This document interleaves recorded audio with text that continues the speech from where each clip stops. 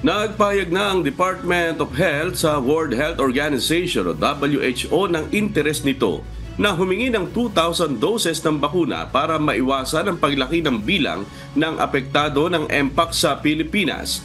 Gayunman, sa isang pahayag, nilinaw naman ni DOH Secretary Ted Herbosa na hindi siya nagmamadali sa pagkuha nito at ayaw niyang makipag-unahan sa ibang bansa na mas nangangailangan nito gaya ng Afrika. Matapos kakitaan ng nakamamatay na strain ng Mpox na tinatawag na MPXB Clade 1. Ang bakunang nais hingi ng DOH ay ang cowpox vaccine na ginagamit na bakuna laban sa smallpox virus na ginagamit din sa ibang bansa bilang bakuna sa Mpox.